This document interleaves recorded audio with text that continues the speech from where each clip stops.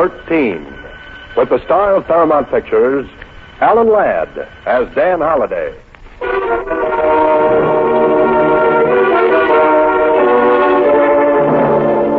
Box 13. Box 13. Box 13. Box 13. Box. He leaned over the shining halo of her blonde hair, reflected in the soft glow of the new moon. Oh, no, not that. Holliday, my boy, why did you ever decide to write fiction for a living? You know, you could have gone into something interesting, like being a truck driver, with the open road in front of you and a motorcycle cop in back. Hey, Suzie, where you been? Don't you remember, Mr. Holliday? I went down to Star Times' office. Oh, so you did. Tell me, what's new in Box 13? Box 13, starring Alan Ladd as Dan Holliday.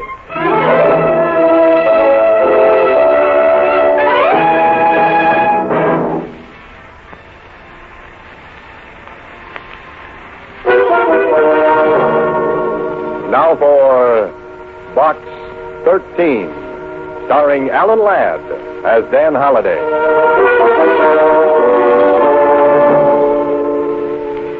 Well, what now, Mr. Holliday? What's new in Box 13? Yesterday, a man wanted to sell me a horse for $1,000 and a ranch to go around the horse for 25 times that much. The day before, my ad for adventure brought me a reply from a golf professional who simply wanted to drive golf balls off the tip of my nose. Mr. Holliday. Oh, is that Suzie?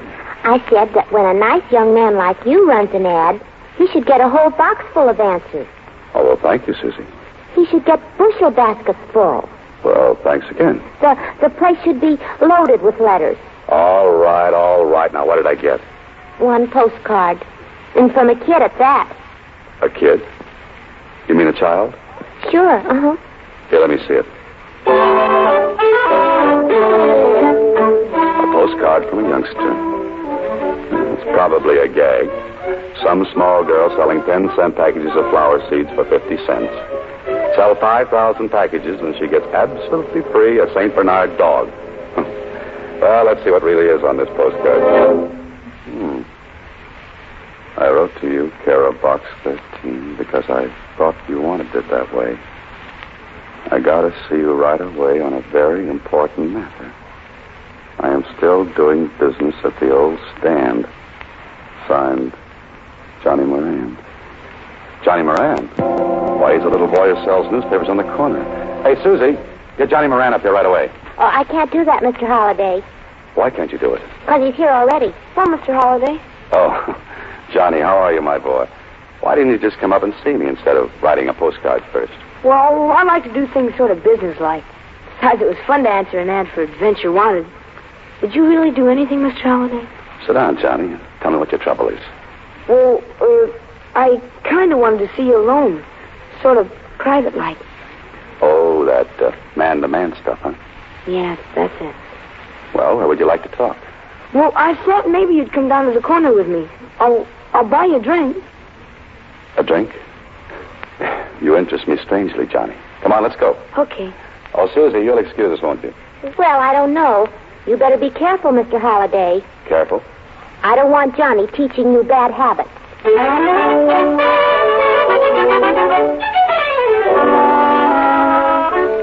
Johnny Moran is a very nice boy. Can't be more than 12, but he certainly seems to know his way around. Yes, Holliday, if you were ordering a small boy, this is just the model you would choose. But this drinking business... I'm worried about you, Mr. Holliday. You sure that lemon coke is enough? Lemon cokes are always enough for me, Johnny. Especially when I spike them with an ice cube. Hey, how's your banana split? Well, this one's got a little too much chocolate. I like the last one better. Better finish it, my boy. You want to talk business, remember? Oh, yeah. Well, I thought you might have read about it in the newspapers. Of course, you could have missed it. It was way back on page 5. What was on page 5? Well, here, I got a clipping of the story.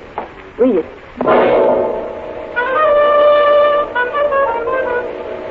Police announced they had recovered a portion of the jewelry stolen in last Tuesday's raid on Maury Jewelry Company. Held under suspicion of grand theft is John Moran. John Moran? Johnny, that's your father. Yes, and he didn't do it, Mr. Holliday. I know he didn't. Just a second. A part of the loot was found in Moran's apartment. I don't care what they put in the newspapers, Mr. Holliday. He didn't do it. That's why I came to see you. What about your mother, Johnny? Oh, she died when I was a baby. Pop and I lived together. But he didn't do it, Mr. Holliday. Only they won't believe me. Oh, you've been down to the police? Sure, I went there right away. I even offered him my $18 for bail. You know what? What? The old DA just patted me on the head and told me to go home. Well, I bet you could get out and talk to that district attorney and make him let my father out. You can do anything. Well, not quite anything, Johnny. Yeah, but this would be easy for a guy like you. Besides, you're not afraid of anything. Not even a policeman.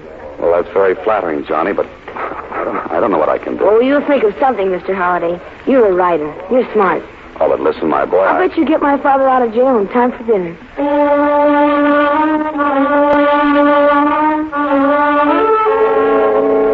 Okay, Holliday. The boy says you can get his father out of jail in time for dinner. But what day? The story in the paper makes it look like they caught John Moran cold. They don't find stolen jewelry in a man's apartment if he didn't do the stealing. But there's a small boy waiting with all the faith in the world. So, Holliday, do something. The district attorney will see you now, Mr. Holliday. Oh, thanks. Holliday, haven't seen you for a long time. Yeah, I know. I've been pretty busy. Huh, busy, huh? Well, then what brings a promising young author down to City Hall? Because he's a promising young author who made a promise. And I hope he didn't make a mistake. Hey, what in the world are you talking about? About a man named John Moran. You've got him locked up in your nice new jail. Yes, and from what we've got on him, he's going to stay there for a while. His son thinks Moran is innocent, Clark. Yeah. I feel sorry for that boy. He came down and talked to me, but what could I do for him? You've got the goods on Moran, then? Absolutely. The police found some of the stolen stuff in his apartment. Well, what's Moran's story? A woman who works in the same building with Moran asked him to stop in at the jewelry store and pick up her watch. While he was there, this stick-up artist walked in and held up the place. And that makes Moran guilty? Don't be in a hurry. The stick-up artist used him as a shield when he beat it. Moran claims the man forced him to drive the getaway car out into the country. Well, that still doesn't make him guilty. I think you've got the wrong person. This is where Moran's story went wrong. He walked into police headquarters and told it, but it sounded too good to be true. They detained him while a detective went over and searched his apartment. Oh? The detective found part of the loot. Moran couldn't explain where it came from. Well, to our office, it looks like he pulled a clever gag. We think he's in with the hold-up men. What about the woman, the one who sent Moran after the watch? Grace Willard? We don't have a thing on her. She's in the clear. I see. So, Holliday, you better forget about playing Don Quixote. The day of fighting windmills is over. Go home. Forget about Johnny Moran. Sure, Holliday, just forget all about John Moran. Write Benita the story and take it out of the typewriter. But how are you going to write the dialogue for a man who has to tell a small boy that his father hasn't got a chance? And describe the look in that boy's eyes. I don't care what that old district attorney said. My father isn't a crook. And your father should have been able to explain the stolen jewelry they found at your place. I'll bet he could, too. They just wouldn't listen to him. Oh, now, Johnny, if your father's innocent, they'll let him go. Well, you won't help me either. But I'm trying, my boy. What else can I do? Nothing, I guess. See you later, Mr. Holliday. Oh, Johnny, listen to me. I'm kind of busy right now. I gotta earn a lot of dough, I guess. Johnny. Because lawyers come pretty expensive, I heard. Oh, look, kid. You better go home, Mr. Holliday. I should have handled it personally in the first place.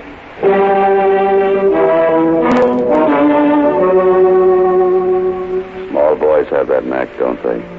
They can just vanish into thin air when they want to. You're quite a character, Holliday. Go home and write this on your typewriter. Write about the small boy who wanted you to get his father out of jail.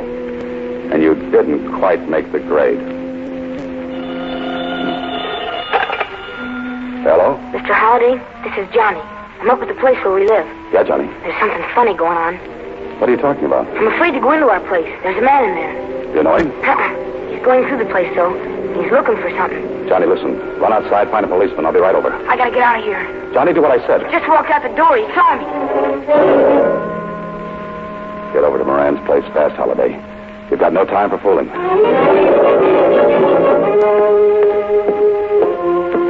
not outside. Maybe he's upstairs. Oh, Johnny! Johnny!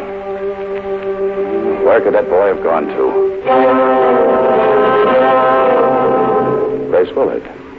The woman who sent Moran up to the watch. If she knows Moran, she knows his boy.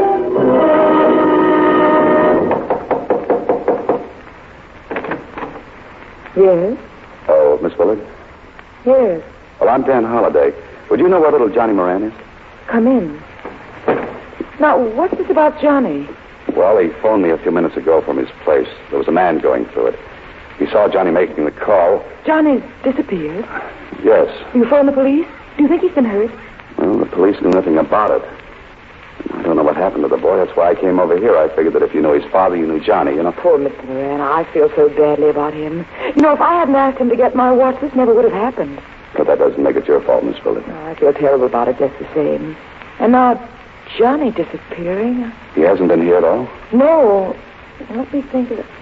Oh, by the way, I was just having some coffee. Would you care to join me? Grace Willard is a very nice person. Really worried about the boy. Perhaps you'll come back with an idea. Here's your coffee, Mr. Holliday. Now we'll talk. Well, thanks. Did Johnny recognize the man? No, he didn't have time to say. Well, perhaps he found a policeman on the street. He might have gone back to the house. Well, maybe I ought to call back. Johnny's a cute little fellow. Johnny has a father who's in jail. Johnny's quite concerned about his father and would like to set him free. Grace Willard is stalling Holiday. Waiting for something. I don't know if Johnny will get his wish or not. You see, his father looks very guilty to the police. Holiday, you idiot. That coffee was doped. The oldest gag in the world, and you swallowed it. You look sleepy, Mr. Holliday. Are you feeling all right? She looks like a reflection in one of those amusement park mirrors. She's long and skinny. No, she's short and fat. Holiday, get up on your feet. How do you feel, Mr. Holliday? Are you all right? Answer. Get on your feet, I said. Walk, Holiday. Walk this thing off before it's too late. You look very tired, Mr. Holliday. Let me get you a pillow. Come on, Holiday. One big How do you effort. feel, Mr. Holliday? I can't make it. You are listening to Box 13, starring Alan Ladd as Dan Holliday.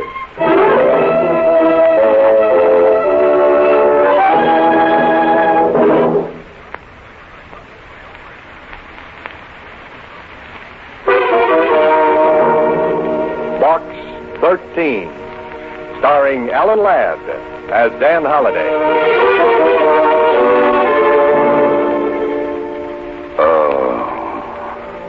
Take it easy, Holiday. Take it easy. Turn slowly now. Maybe your head still is connected to the top of your neck. That's better. Better. What am I saying? Where am I? An alley. Oh, fine. Dan Holliday, author, found lying in an alley between yesterday's newspapers and tomorrow's trash.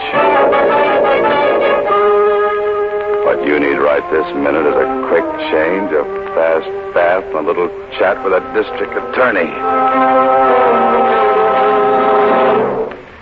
I've got a man going up to the Willard woman's place right this minute, Holliday. Thanks, Clark. This ties her up with the Moran case. Sure, else why would she give me knockout drops and have me dumped in an alley? I'll bet anything she's disappeared. But why just knock you out? Why not dispose of you permanently? I don't know, unless she was trying to kill time. Enough time to get something done. Well, you can't do anything now. If she's disappeared, she won't stay lost for long. My men will bring her in. Don't let her give him any coffee. She'll be out again. Pardon me. District Attorney's Office, Clark speaking. Yes? Where? When? How is he? Thanks. I'll see you later, Clark. I want to go over and see Johnny Moran. I don't think you'll find him at home, Holliday. Why not? That was the hospital who just called. Johnny Moran was brought in a while ago, the victim of a hit-and-run driver. And on top of that phone call about Johnny Moran is another one. Grace Willard checked out of the Wharton Hotel an hour ago. So, Mr. Holliday, they got you out of the way long enough to get to little Johnny. A small boy in a hospital. Me with an aching head and an aching feeling that something is very, very wrong. I think this is it, room 809. Johnny? Hello, Mr. Holliday. How do you feel, kid? Kind of banged up. Yeah, I know. The nurse said you weren't to do too much talking. So just let me ask a couple of questions. It wasn't an accident, Mr. Holliday. He did it on purpose. You sure about that, Johnny? Yeah. I was walking down a side street. He had to swing way over to the wrong side to hit me. Johnny, did he look like the same man who was in your place? I didn't get a good look at him. He was bent down way behind the wheel. Well, could you give me just a hint? Was he tall, short, thin, fat? All I know is... Yes? Johnny. Johnny.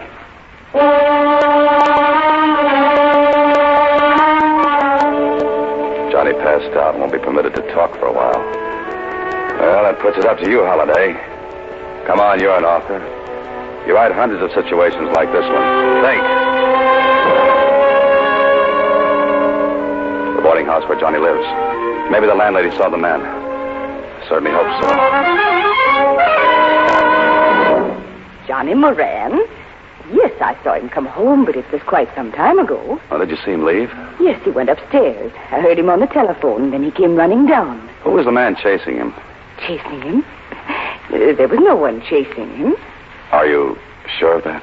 Of course, I've been here all the time. Oh, poor little fella. Don't know what's going to happen to him, what with his father and all. This doesn't make sense. I beg your pardon? Oh, nothing. You see, Johnny called me, told me there was a strange man in his place. The man saw him, he hung up the phone and disappeared. But I saw no man. Are you sure? Only Joe Coakley, but he's one of my roomers. That is, he was. Was? When did he move? Oh, today, just after Johnny left. Was he upstairs while Johnny was there? Why, yes. Yes, he was. Was he a friend of John Moran's? Oh, no, he never spoke to anyone. Stayed in his room all day and went out at night. Oh, one of those night flyers, huh? Could I see the room he occupied? This is Coakley's room, but it's empty. Well, Holliday, it looks like you're on the wrong track. Or are you? A stub from a dance hall ticket. I'd better talk to Johnny about this.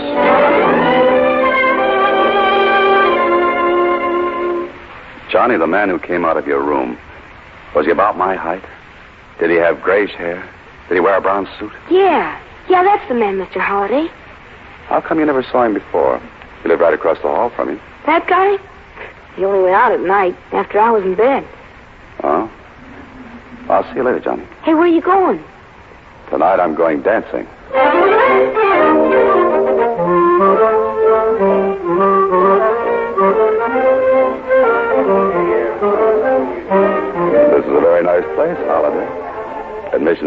cents, which includes an evening of dancing. And from the looks of the customers, they're trying to get their money's worth. Like to dance, fellas? Who, me? You ain't no twins, are you? No, I'm sorry. I'm afraid I'm a very bad dancer. Oh, you let me be the judge of that. Come on, kids. You look good to me. Oh, wait a second. Say, isn't that Joe Coakley over there? Oh, you know Joe? Yeah, and the girl with him. That's his girlfriend, Grace Willard. Oh, thanks. I'll see you later. Hey, where you going? This is it, Holiday. Only what are you going to do? They're leaving, and if you stop to make a phone call, you'll lose them. And I wouldn't like to lose that man. He's the one who hits small boys with big automobiles. They're going into that apartment house. This begins to look like the final chapter. Now to make a fast telephone call to an old friend, then better to get to the payoff.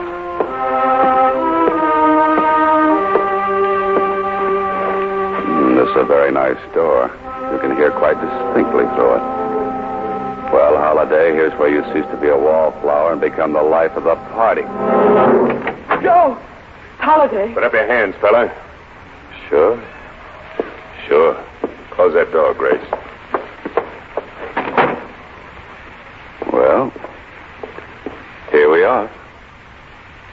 Aren't we? I'm really tired, Joe. What are we going to do? You finish packing that junk. We'll figure out something. We can't let him stay alive. Finish the packing, I said. Too bad I didn't use poison in that coffee I gave him. Quiet. I noticed you were packing.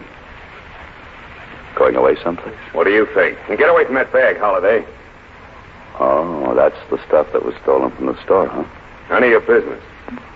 Oh, going away together? You and Miss Willard? Maybe. Mm-hmm. You pull that, go down and pick up my watch routine in a lot of cities, huh, Joe? Make him be quiet, Joe. Hey, Joe, who was the girl who worked with you before you met Grace? You know, the one who lived in Cleveland, or was it Chicago? I always forget. Come on, Joe. What happened to her? Shut up, you. What happened to her, Joe? Or the girl before her? How do you know there was another girl, Holiday?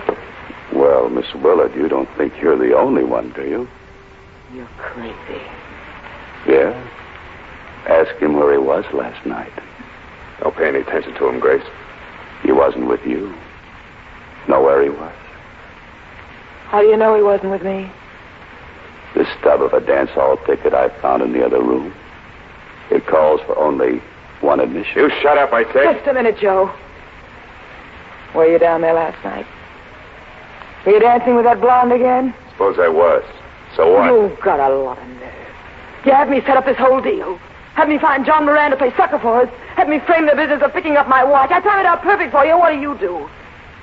You go dancing with a blonde. Grace, be quiet. This fella's up to something. Me? Now, what would I be up to? What about that other girl he talked about? What happened to her, Joe? Why don't you tell her, Joe? Cut it out, will you? Did she plant stolen jewelry in a sucker's room like I did to Moran? Grace, listen. Yeah. I'm listening. Go on, explain. Holiday, where are you going? Just opening the door. You see, I'd like the district attorney to hear the rest of your explanation, too.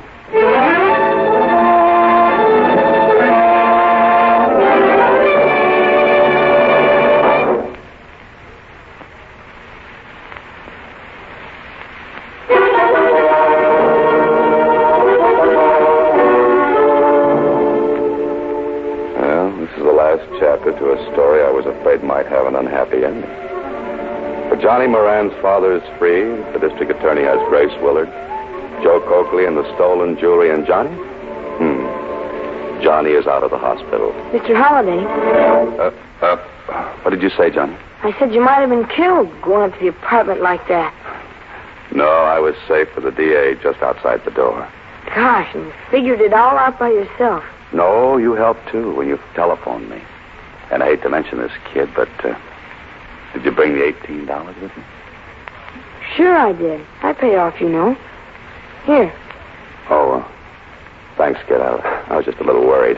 I was going to pay before, Mr. Holliday, but I didn't think you needed money that bad. I needed it to put with this check. Here.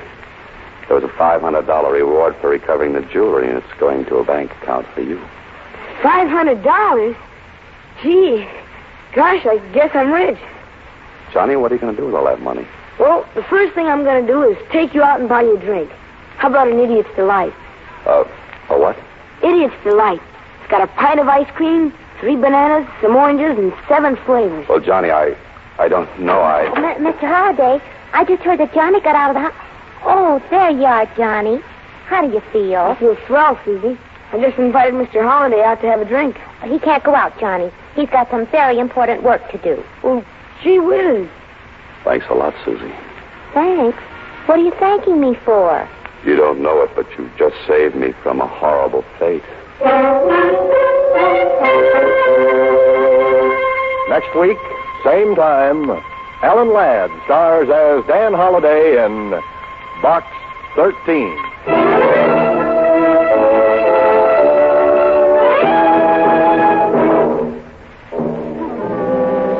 Alan Ladd appears through the courtesy of Paramount Pictures and may currently be seen in Wild Harvest. Box 13 is written and directed by Ted Hediger. The part of Suzie is played by Sylvia Picker. Original music was composed and conducted by Rudy Schrager. This is a Mayfair production.